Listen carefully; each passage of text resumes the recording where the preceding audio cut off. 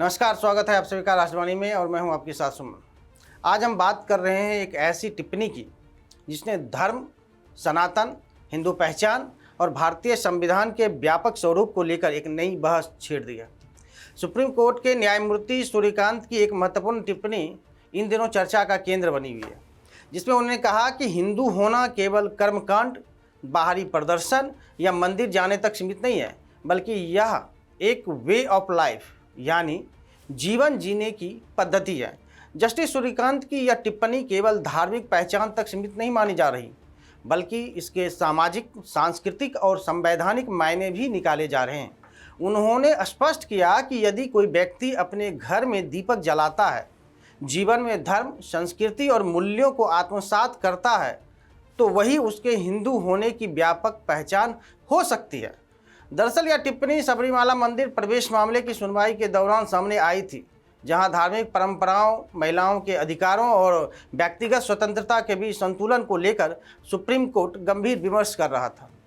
2018 के ऐतिहासिक फैसले में महिलाओं को सबरीमाला मंदिर में प्रवेश की अनुमति दी गई थी, लेकिन इस फैसले के खिलाफ पुनर्विचार याचिकाएं दायर की गई।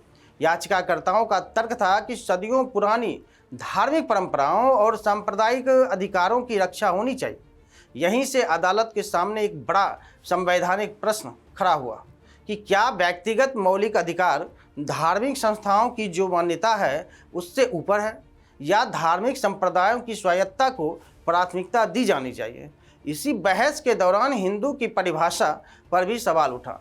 सुप्रीम कोर्ट ने इस संदर्भ में कहा कि हिंदू धर्म किसी एक पुस्तक या एकमात्र धार्मिक संरचना से बंधा हुआ धर्म नहीं है, बल्कि यह एक विस्तृत और बहुआयामी सांस्कृतिक अवधारणा है। यही कारण है कि इसमें आस्तिक, नास्तिक, मंदिर जाने वाले, घर में पूजा करने वाले या केवल सांस्कृतिक रूप से जुड़े लोग भी समाहित हो सकते हैं। इस टिप्पणी के बाद सामाजिक और राजनीतिक हलकों में कई तरह की चर्चाएं तेज हो गई। कुछ लोगों ने इसे हिंदू धर्म की उदार और समावेशी व्याख्या बताया, जबकि कुछ ने सवाल उठाया कि यदि हिंदू केवल जीवन शैली है तो क्या इसकी परिभाषा इतनी व्यापक हो सकती है कि अन्य समुदायों की पहचान भी इसके अंतर्गत आ जाए। यही बहस दाऊदी बोहरा समुदाय के मामलों, धार्मिक बहिष्कार, व्यक्तिगत अधिकारों और धार्मिक स्वतंत्रता के प्रश्नों से भी जुड़ती है। अदालत के सामने यह प्रश्न भी है कि क्या किसी धार्मिक संस्था को अपने अनुयायियों के व्यक्तिगत अधिकार सीमित करने का अधिकार होना चाहिए। वहीं विशेषज्ञों का मानना है कि न्यायपालिका की यह टिप्पणी भारतीय संविधान की उस भावना को मजबूत करती है जिसमें विविधता, स्वतंत्रता और धार्मिक सह अस्तित्व को सर्वोच्च महत्व दिया गया है। अनुच्छेद 25 प्रत्येक नागरिक को अपनी आस्था मानने, पालन करने और प्रचार करने की स्वतंत्रता देता है। ऐसे में अदालत की यह व्याख्या किसी धर्म विशेष की सीमित परिभाषा नहीं, बल्कि भारतीय समाज की बहुलतावादी संरचना को समझने का प्रयास मानी जा रही है। वहीं राजनीतिक दृष्टिकोण से भी इस बहस को महत्वपूर्ण माना गया है। कई विचारधाराएं लंबे समय से हिंदुत्व, हिंदू राष्ट्र और सांस्कृतिक राष्ट्रवाद की अलग अलग व्याख्याएं प्रस्तुत करती रहती है। ऐसे में सुप्रीम कोर्ट की यह टिप्पणी आने वाले समय में धार्मिक और राजनीतिक विमर्श को नई दिशा दे सकती है। हालांकि यह भी स्पष्ट है कि अदालत का उद्देश्य किसी धर्म विशेष की राजनीतिक व्याख्या करना नहीं है, बल्कि मौलिक अधिकारों और धार्मिक स्वतंत्रता के बीच संतुलन स्थापित करना है। इसीलिए इसे संवैधानिक दायरे में समझना अधिक उचित होगा। समाजशास्त्रियों के अनुसार भारत जैसे विविधताओं से भरे देश में धर्म की परिभाषा केवल पूजा पद्धति तक सीमित नहीं रह सकती।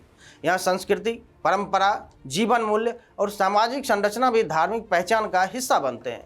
सबरीमाला से लेकर के दाऊदी बोहरा समुदाय तक और व्यक्तिगत स्वतंत्रता से लेकर धार्मिक परंपराओं तक यह बहस अब केवल अदालत तक सीमित नहीं रह गई है, बल्कि देश की सामाजिक चेतना का हिस्सा बन चुकी है। अब बड़ा सवाल यह है कि क्या आने वाले समय में धर्म की परिभाषा और अधिक व्यापक होगी? क्या व्यक्तिगत अधिकारों को प्राथमिकता देते हुए पारंपरिक धार्मिक व्यवस्थाओं में बदलाव आएगा? और क्या भारत की लोकतांत्रिक व्यवस्था इस संतुलन को सफलतापूर्वक बनाए रख पाएगी? फिलहाल इतना तय है कि सुप्रीम कोर्ट की यह टिप्पणी केवल एक कानूनी टिप्पणी नहीं थी, बल्कि भारतीय समाज, संस्कृति और संवैधानिक मूल्यों पर गहन चिंतन का अवसर बन गई है। इस मुद्दे पर आपकी क्या राय है? क्या हिंदू वास्तव में एक जीवन शैली है क्या धार्मिक पहचान को व्यापक सांस्कृतिक दृष्टिकोण से देखा जाना चाहिए? हमें कमेंट करके जरूर बताइए। देश और दुनिया की तमाम खबरों के लिए देखते रहिए राष्ट्रवाणी। तब तक के लिए धन्यवाद।